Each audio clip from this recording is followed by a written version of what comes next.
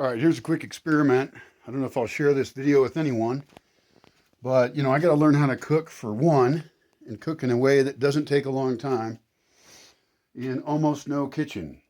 I don't even have water in here. It's very annoying.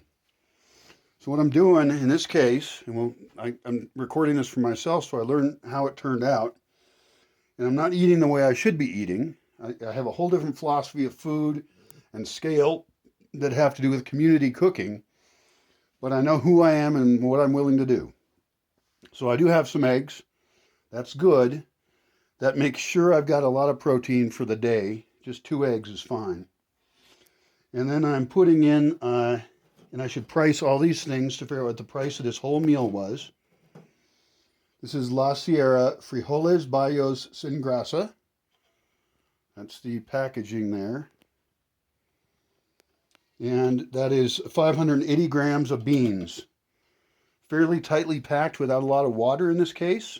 So that's a good brand. Some of them have more water in them.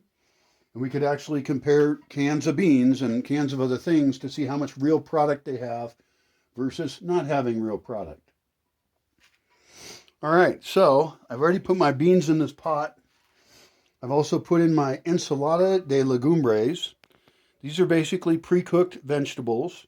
I'm not even going to cook them up in any way because they're already done. And I'm just going to dump them in there and heat them up with the rest of the basic things. Okay? Another thing I did was I put an entire can of chipotles adobadas. I could even put water in this or something. I could have used some of the liquid from the ensalada de legumbres because I threw out the water on this. I didn't want what I'm making to be too watery because I'm going to do some other things later. But I could put a little bit of water in here, or if this other thing I'm going to put in is liquidy, maybe I could just hold it upside down. Heck, I could just set it on top of that. It'll all drain down into it. Anyway, I don't like wasting things in those kind of little containers. Also, it could be that that's too much chile chipotles. I didn't cut them up or anything. They're in there kind of as whole blobs. And then I'm going to just put these eggs right in. Let me put this over here. I'm going to put the eggs right in the pot. And they'll overcook, I suppose. I'm not looking for delicate eggs here. This is going to help it stick together. I put the eggs in my little egg bucket. The egg shells, because those are all going to go to plants, every one of them. They could get ground up and given to humans as well if they were boiled and sterilized. We could crunch them up to a point where they're irrecognizable, boil them or not, probably not, and give them to the chickens. Because the chickens are producing a lot of things made of calcium, and then we're directly recycling the calcium in the chicken food back into the chicken, who's actually the being that needs it the most. We could give some to people sometimes in a certain way on a schedule, and then maybe most of it gets ground up. It gets dried out in the studio. The studio gets really hot, right? We could just have trays of shells that we fill and empty and fill and empty. It's a natural dehydrator. And then we dump them into a grinder, and they should go in the grinder in any case, and then they go into a bucket. That bucket now has clean eggshells, not boiled yet. In fact, we'd probably boil the eggshells first if they were going into the human system and then grind them because they're easier to boil in that state and then dry out. Or we could grind them up so well that we had a powder, and then we could dissolve that powder into vinegar and other things so that we have this supply of liquid calcium available for cooking. We could even grind them up and well, I guess combining with water, we could just drain them, and then maybe even put them in olive oil. I don't know that they would disintegrate in that case. The thing is that the vinegar disintegrates the shell so that you can't even see it. It makes it non-crunchy. So it also makes it so we don't have to grind them up as finely. I mean, heck, we could boil them in vinegar. That's a great idea. We don't even add water. We dry them out, we grind them, and then some of those get boiled in vinegar and bottled. And they could become specialty vinegars, but it's a calcium enriched vinegar. And then the other ones could go directly to the chickens. That's the kind of complex thinking I think we have to do to make sure every part of the system fits together while also only using good ingredients. Now, in this case, I'm using canned goods. That's controversial.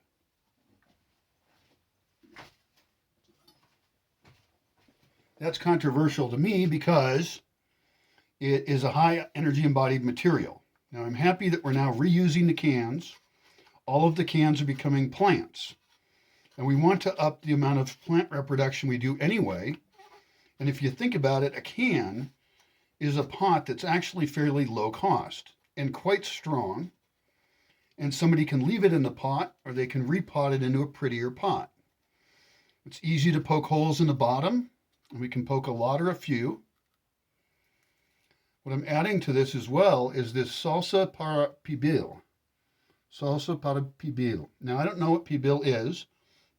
They show a meat-filled torta, a bolillo, like a sandwich. And I'm just going to pour this whole box in there. This is 350 grams. And it turns out it's very liquidy. I did not know that. In general, when I buy these boxed sauces, I want to buy things that are less liquidy because that means there's more mass in it. I'm getting more of something. I don't know what. But the salsa para pibil, I would not buy again.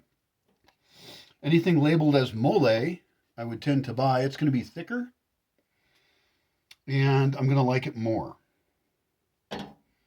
Let's see, I've got a fork here. I'll just lightly mix these things together to kind of break the beans up. Well, this will happen naturally anyway. Now, I'm not against adding fresh foods to this, and certainly anything that's in the gardens at the moment could go in there just fine. We're getting our flavor taken care of because I think the beans have a fair amount of flavor, and whatever that pibil stuff was, I think probably the meat for the tortas is cooked with it. But like I said, I would probably use something else.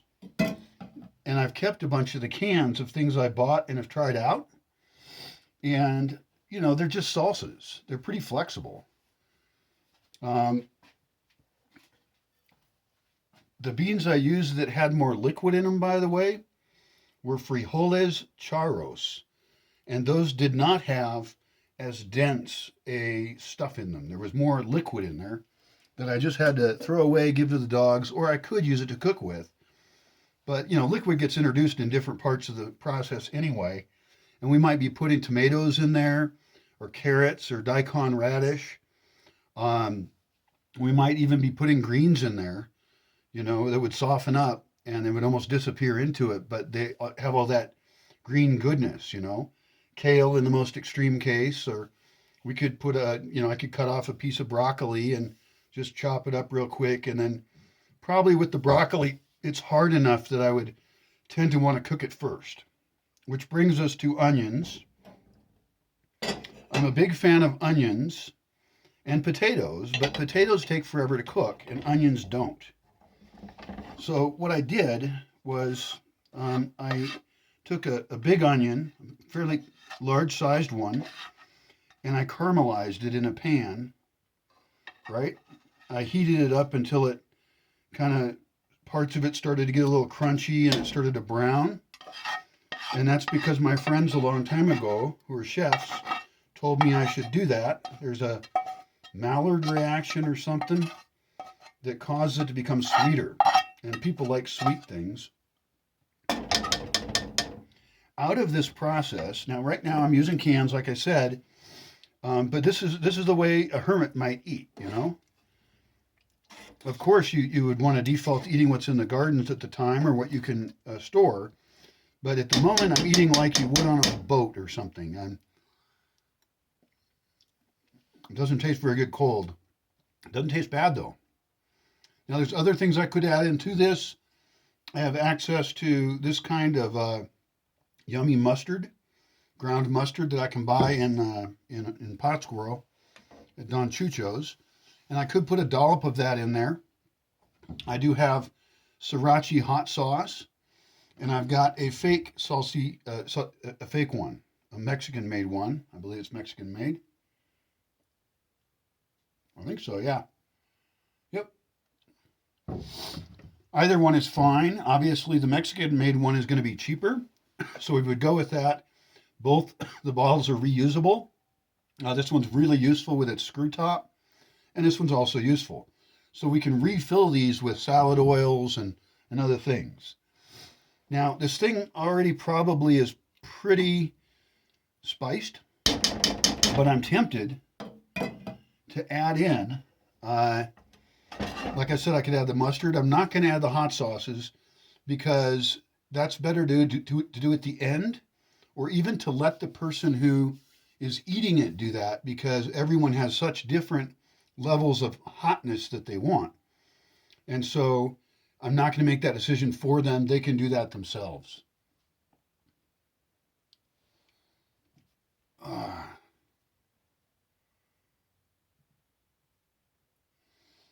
I've got various chili powders I could add. I'm not going to do that.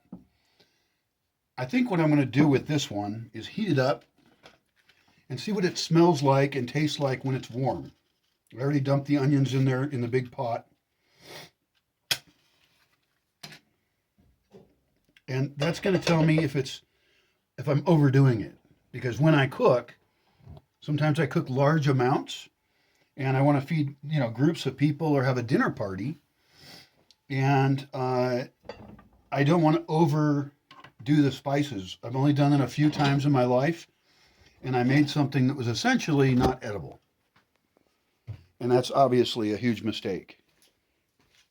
Now I'm going to go outside, where I like to do most of my prepping outside. In fact, in this case, everything was going in the same pot, so I could have prepped all of that stuff outside. That would be better.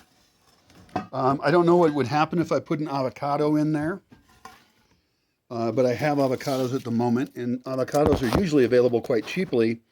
I think it's kind of a waste because avocados are so good the way they are that, as guacamole, and I think that they just have higher uses.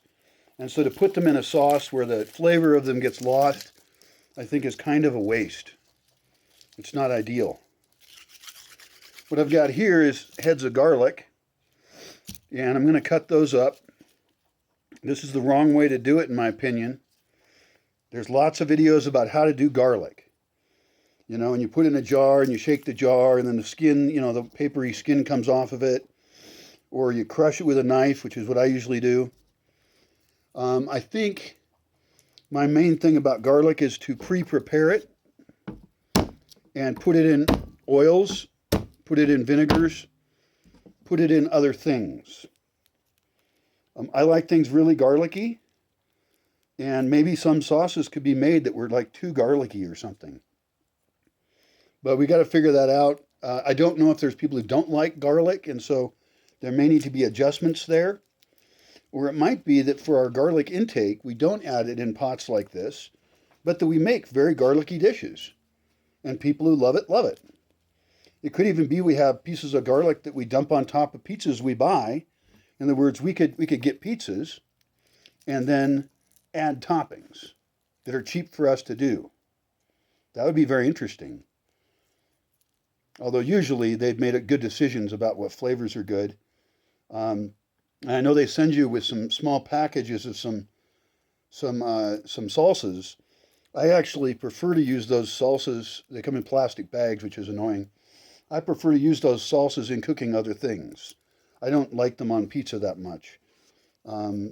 Mexicans have a different pizza culture, and so when they sell you a pizza, they sell you a spicy-ish white sauce stuff, kind of like a salad dressing almost, and a reddish kind of spicy stuff that's supposed to be like ketchup a little bit, but it's not like ketchup. So you could put those on a pizza, but I'm not into it. I'd rather add more meat or something, although pizzas themselves are suspicious as far as health goes. So anyway, back to the garlic. The garlic should be chopped up and then put into vinegar, olive oil.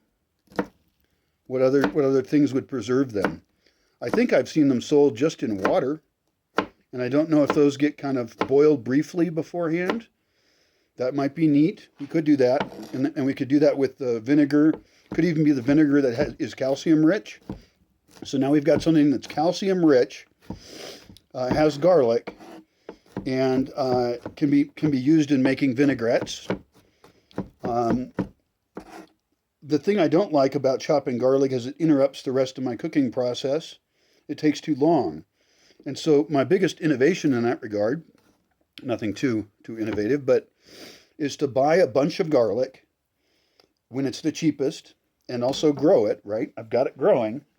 So learn how to get better at growing it. And then get it into these jars so that you've moved your preparation time for the garlic to be centralized. So you're working with kilos of garlic. Ideally enough garlic for some months or something. You know, we can read about the chemistry of it and decide if, there's garlic processing day once a month. But again, if there's an annual cycle to it, if sometimes it's cheaper, then we should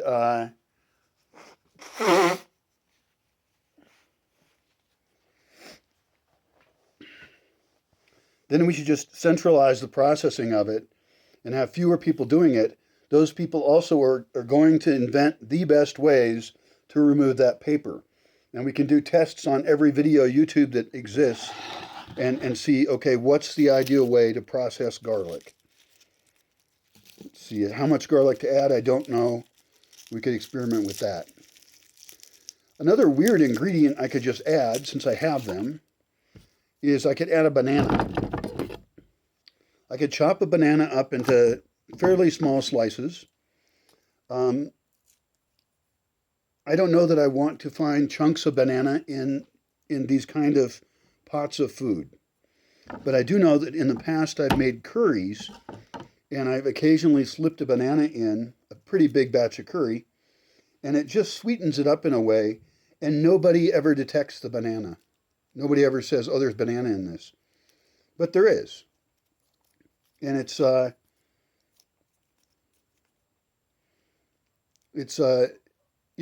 It adds some potassium.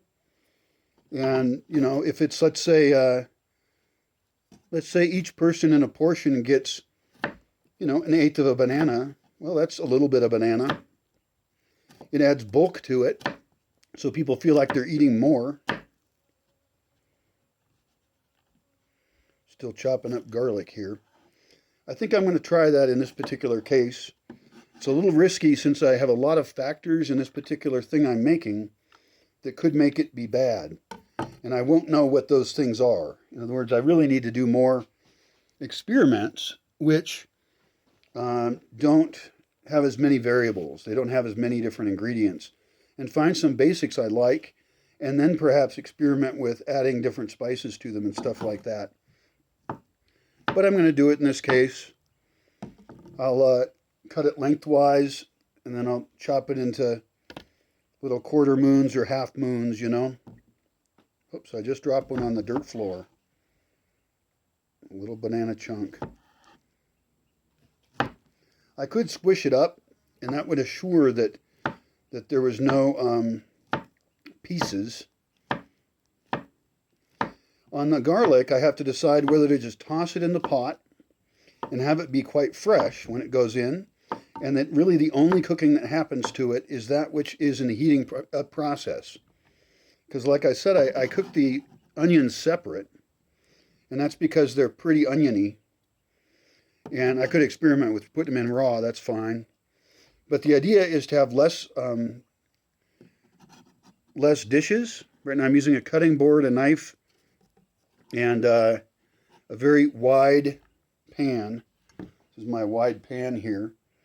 And I just put my garlic and my bananas together in there.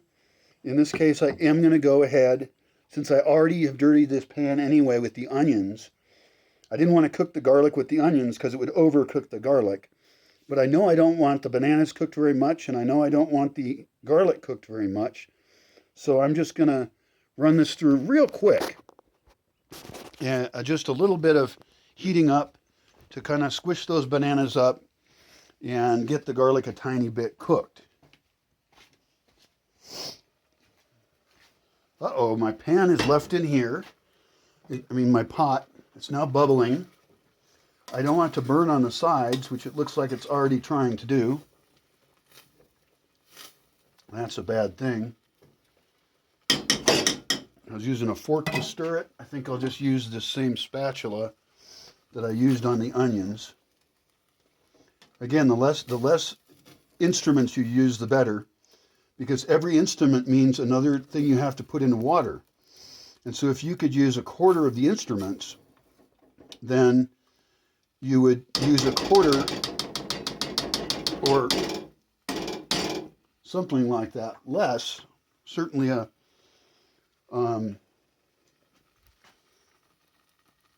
certainly 15% less. I'm trying to light the match off of the existing burner rather than use a new match. And that's going to make my matches last longer too. That's how cheap I am. Reusing matches. It works great though. Now you'll notice I'm using a gas stove. And I've talked about how we should use,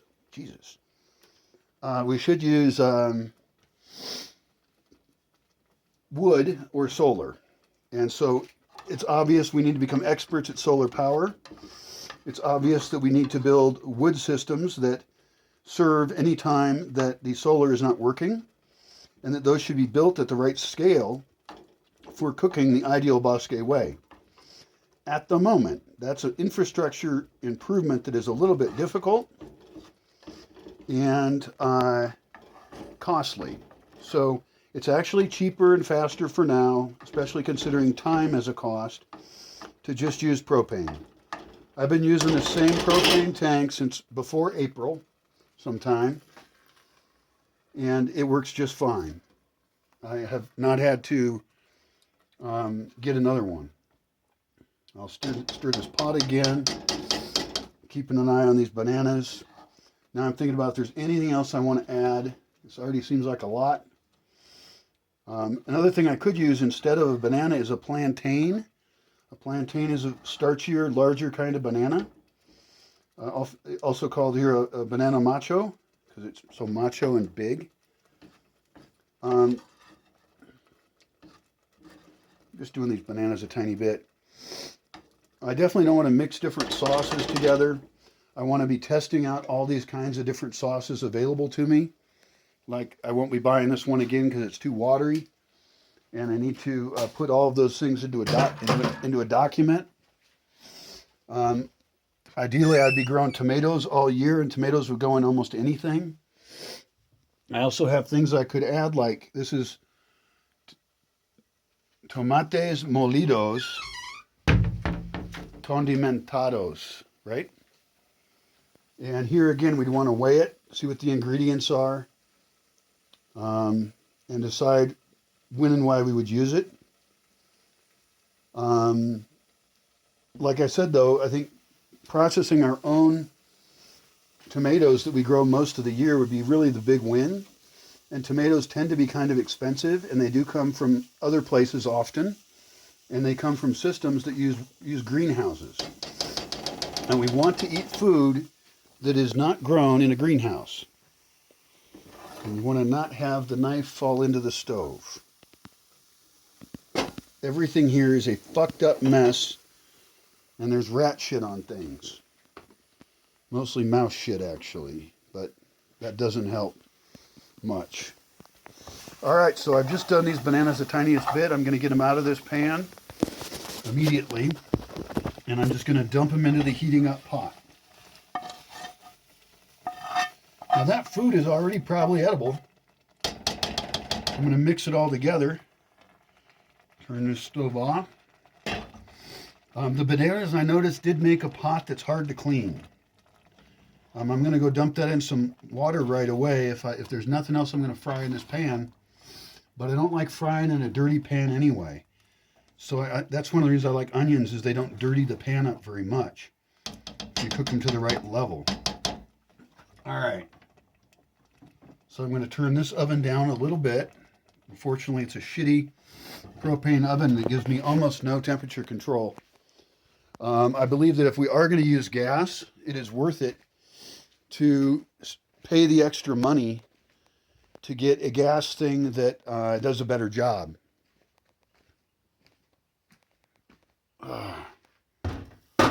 Wonder why I'm all washed out.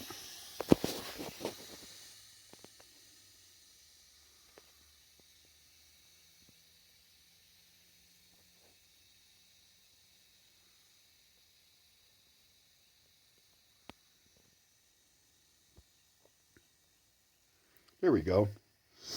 So I put a little bit of water in this pan, and that's just to soften up that stuff that's gotten burned onto the pan. And that might be a reason not to cook bananas that way. It could be that I could soften bananas up in a solar oven. Like just cut up, into very small pieces real quick. A bunch of bananas into a solar oven. I've got one right over there. And then that cooks them to the right level. That makes them, mushy. I could even put the garlic in there too. I don't know, of the two mediums I talked about putting in with garlic, the vinegar. I love the vinegar idea. Although vinegar, I don't understand how you use it in cooking. Like, wouldn't it make things taste off? I'm not sure. I do have some balsamic vinegar here that I bought as a luxury item. It's the first time I bought balsamic vinegar probably in 15 years. And I want to get some bread and dip it into it, and then I want to learn how to make it. If I can buy vinegar and then turn it into balsamic vinegar, which I think might be possible. I forget if wood chips are involved with that or what. Now I have two choices of what to eat this out of.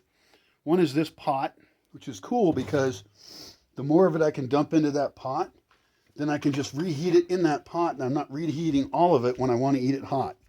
The other option is I can dump some onto this plate, which then I would have to clean.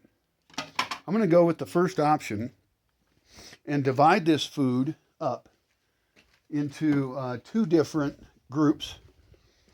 Also, if I want to, there's often experiments to be done of adding other ingredients. Like, let's say I don't end up totally thrilled with this meal.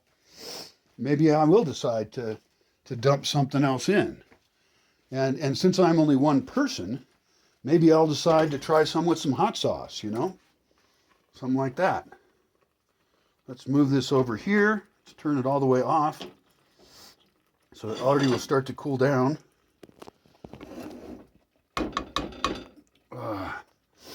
And so I don't mind eating out of pots. In this case, this pot is a Teflon pot. It is my belief that there should be no Teflon on the entire property. And I suggest that you watch the movie, The Devil We Know. Odd name for a movie, I know, especially a documentary.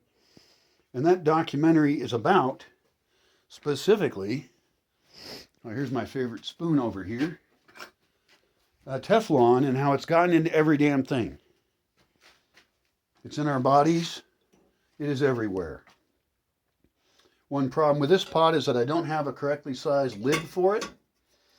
And I have a big rat problem. Like if I leave one of these cans out that I just dumped stuff out of, it will, there'll be rat poo in it in the morning. Like every time. So we can also figure out the cost of these cans. I used 3 cans of food.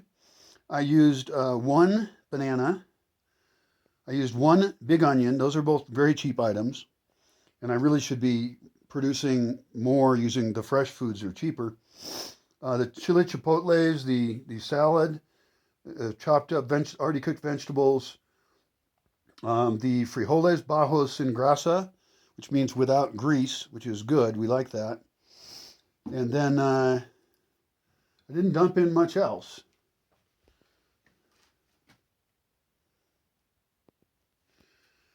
I do have rajas, which are peppers, but that might be too hot. I'd have to experiment with how big a dish has to be to justify dumping those in there.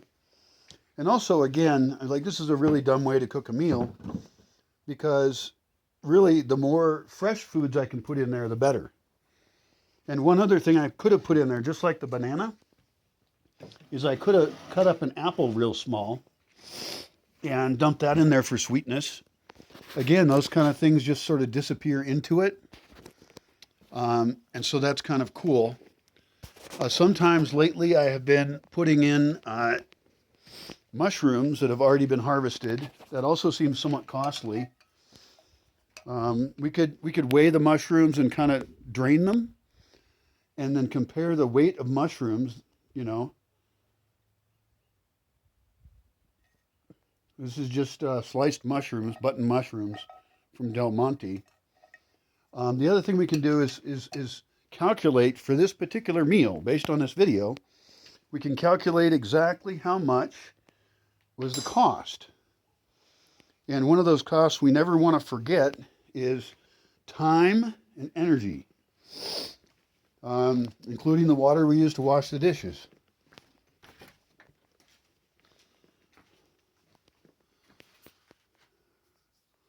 That's funny, I was just looking for my phone.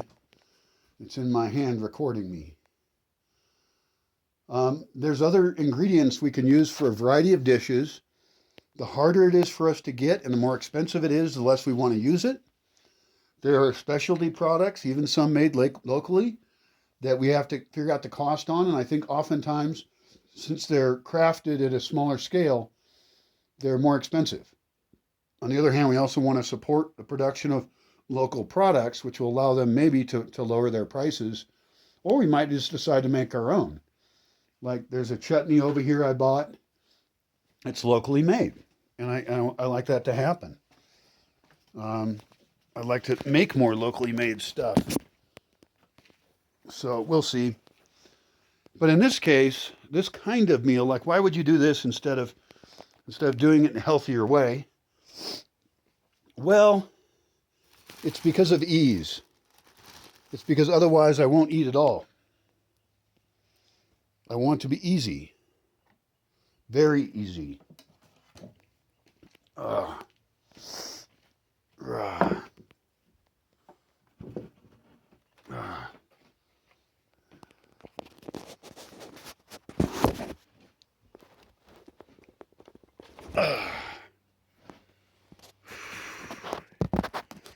right, moment of truth. Here's a guayaba. Would be a funny thing to put in there. Also, I didn't put in, you'll notice, a larger stuff, like a starch. I didn't put in rice. I could have done that, and it would fill it. It would make it bigger. I'm not sure still. I'm unsettled on white rice and whether it's healthy or not, and whether it's healthy to produce it or eat it. Now, it certainly is common around the world. Very common. I could have put in pasta, but in general, I think people eat a lot of wheat products. And I think that if we're going to eat pasta, I would rather see us do it at the scale that we can make it out of flour. That we're buying flour in bulk, you know, and then we make it.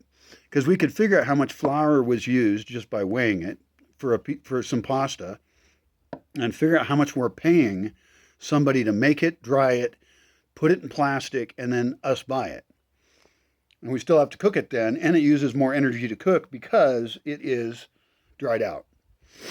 If we set up a system for making fresh pasta and delivered that to ourselves and delivered that to as many clients as we could get to buy it, including restaurants, because restaurants make a lot of money selling pasta, and if we can make it cheap enough, you know, we could even sell them pasta sauces where we turned their process for some restaurants into opening up a jar of our pasta sauce and dumping it in. Maybe we bring them a gallon of it. I don't know.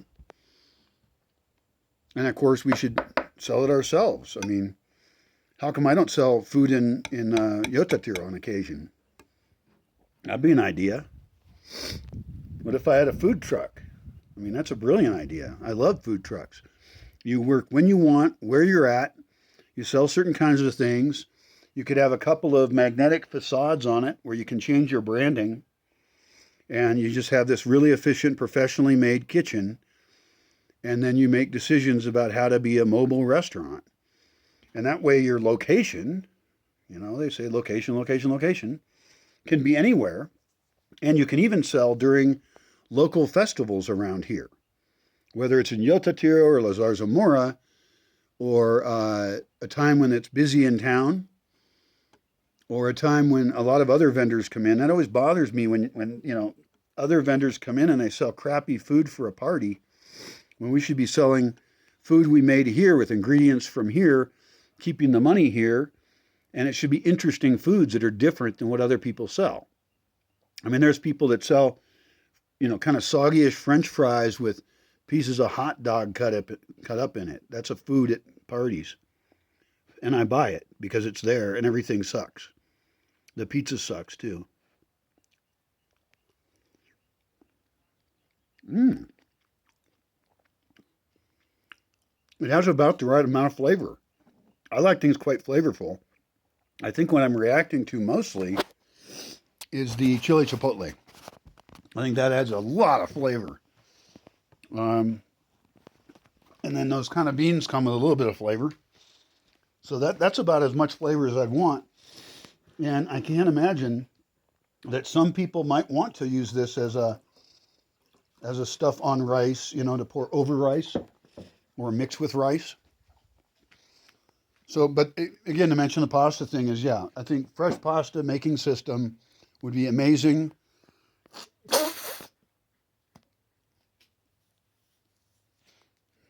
Get out of here.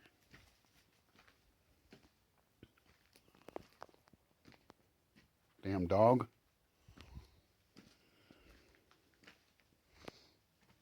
Let me try that again. That's hot. There's probably an exact correct temperature to serve things at. And I think that one of the many types of Bosque infrastructure that goes along with kitchens is to have a buffet line where people can see different kinds of food and they can request, a blob of whatever. And I think that should be the food. It's warmed from below in some kind of professional, smart way.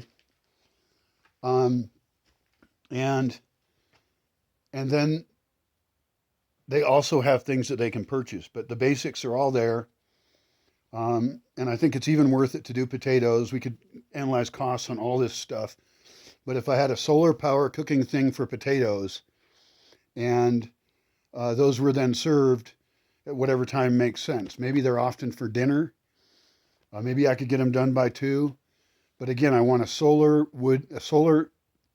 kitchen with a wood backup, and then small kitchens that have propane, because sometimes the system is so small, it's not worth it to set up the solar kitchen. Truth is, the solar kitchen might be all set most of the year. And, who knows? Maybe the solar kitchen should have propane backup, part of it. Totally possible. I think that's not a bad idea for times when you don't feel like dealing with wood. All right, let's try this again. We'll get a little piece here.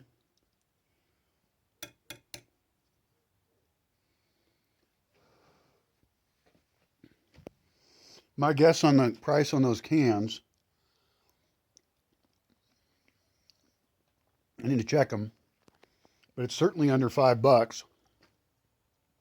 And fruits and veggies just don't cost anything, really. It's not worth even counting. That's one of the reasons to provide those cheaply for people, and they're healthy. Don't require any preparation to provide, just as they are. I think I would serve this. It is pretty hot. So it's possible that I would want to double everything else and still only use 1 can of Chipotle. This is enough food that if I was really hungry, I could eat it all today. And instead, I could put the pot in the cabinet and just heat it up tomorrow. I don't think there's any food safety issue there. That's actually real good.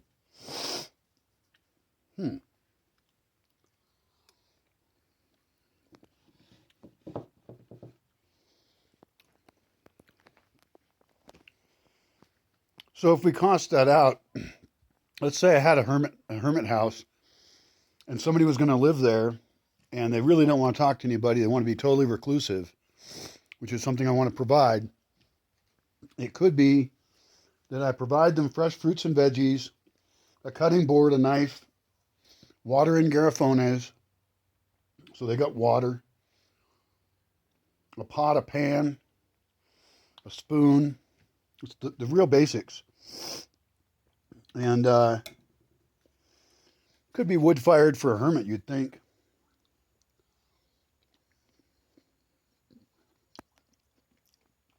If they got a small stove and they're just cooking things really in pots of food, they're not even using an oven,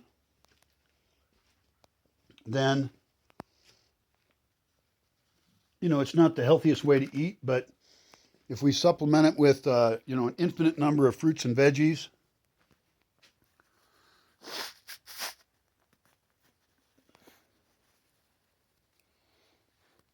and we can teach people how to cut up the fruits and veggies and have a recommended diet. Now, this is a case where I did put eggs in it. I wouldn't recommend that a hermit cook up eggs this way. That's the only meat product in this. And so, how long can a cooked dish with egg in it last outside of refrigeration before it's dangerous? That's a good question to ask. You could ask that online.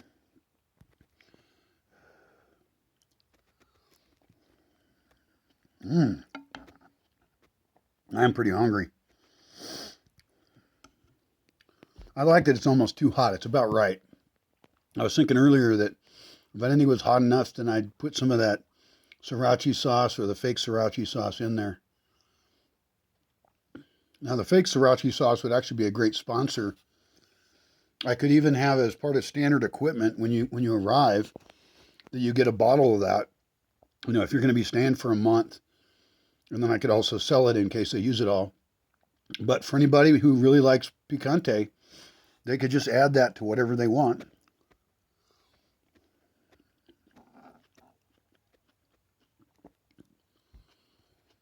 I think getting people used to cutting up like apples and certain types of fruits and veggies would serve them for life. And I like ones that you don't really have to do any preparation hardly. Like that onion I had to do preparation, right? I don't like that. Banana doesn't need any. Guayaba doesn't need any and has almost no waste. This is a guayaba. The only part you don't eat is that little brown piece at the end. And I guess you could not eat this brown piece at the end either. But it's all edible. It's really fresh. I don't even think we need to make things like that into licuados or jugos, juices, because we want to do as little as possible to our food. So like I've got a bag of limes over there and I want to drink some lime juice, but I'm going to have to get my lime squeezer. I'm going to have to do that. And so that's another case where once a day, somebody could just take and produce a bunch of lime juice and orange juice and things like that. And maybe even, people could order pure orange juice, pure lime juice, or a mix, like a glass of orange juice with a shot of lime in it to zing it up.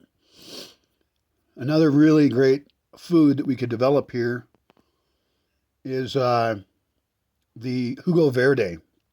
Because if we want people to eat a lot of vegetables, it actually takes a lot of time to eat vegetables. And I hate that about vegetables. It bugs the heck out of me.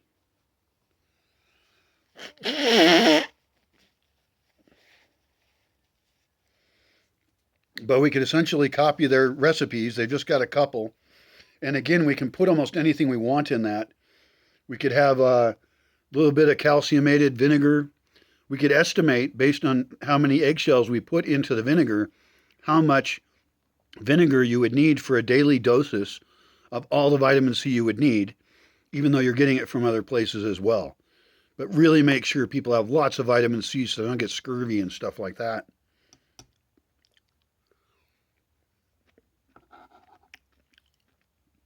And we could just suck it up and go ahead and plan for using electricity to produce those verdes.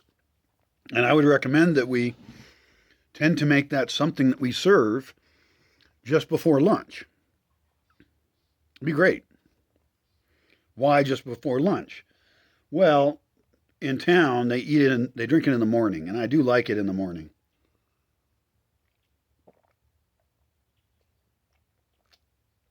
But I stereotypically have less electricity then. Um, and also the mornings can be kind of cloudy longer.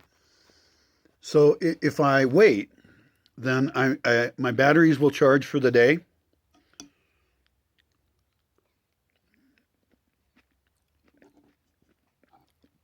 And I can use the power of the sun to run the blender, because really blending it's the only way to go.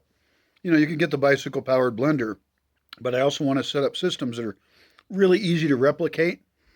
And having bicycle powered blenders all over the place is going to use up more space. It's just not as well known. I certainly want one, and I could change my mind on this. But it seems easiest just to go with a professional blender where you can just sit there cranking out verdes. In Aranga, they serve an entire town, as many people as want to get verdes each day.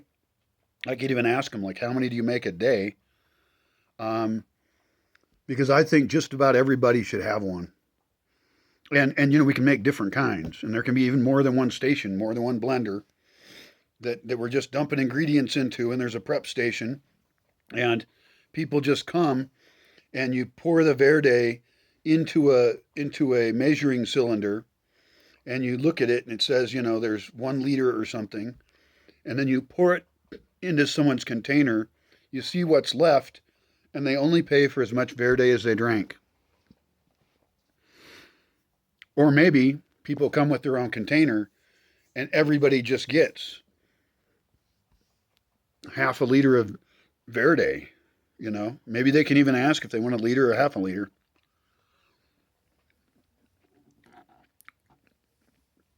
But I have a big motivation to provide that as a standard thing in the Bosque diet, not an extra.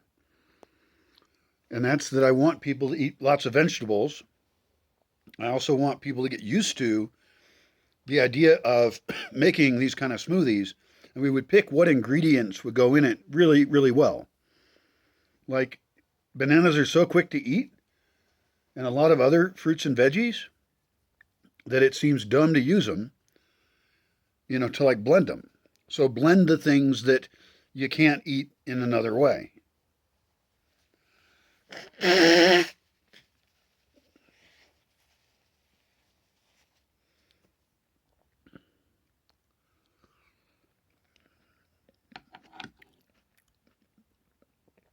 have written up my philosophy of food. These I consider brainstorming sessions on various ways of eating, how we would handle things. I will mention something else, since the canned food is the distinguishing attribute of this meal, is that there could be times where we make decisions about what else to buy in cans. And particularly if we can get a wholesale discount and a really good discount for buying a lot of it. Like it could be that if we make pozole, that we want to do it the traditional way, but we want to count the time it takes. I think you kind of have to shell the corn after you put it in the lime, and you have to do it ahead of time. And it could be for the puffed corn thingies that we buy number 10 cans of that, and boom, we've got a lot of pozole. Although it's not a lot if we're selling it by the bucket, you know. People come with their bucket and get it filled. Then how much did that can cost, and how much did the pozole they get cost us? And then there's the labor versus stuff thing. The number 10 cans are actually really useful packaging.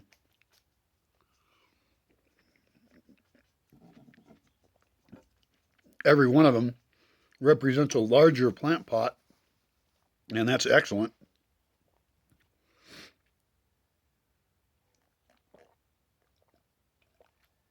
Because if we're going to be selling plants, these little black bags I bought, plastic bags, first of all, they're plastic, although metal is metal too and uses energy.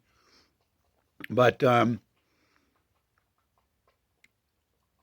we could grow bigger plants that we can sell for more and that would have a higher survival rate and be more satisfying to the person quicker.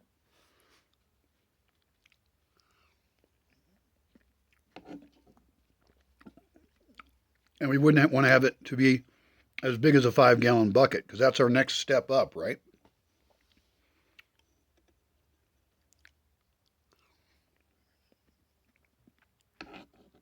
There is a organization, a business up in the States that provides bulk foods to restaurants.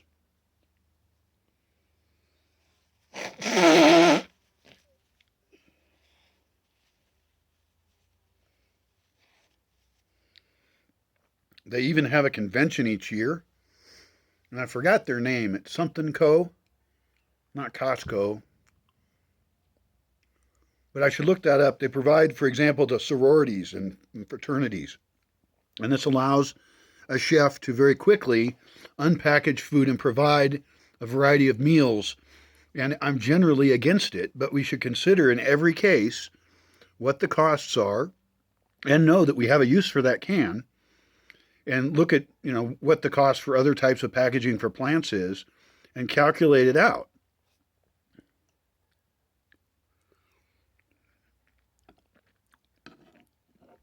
And there's times when the need for a bunch of food fluctuates. And so maybe if we need less food, we might do it by hand because we don't want waste, things like that.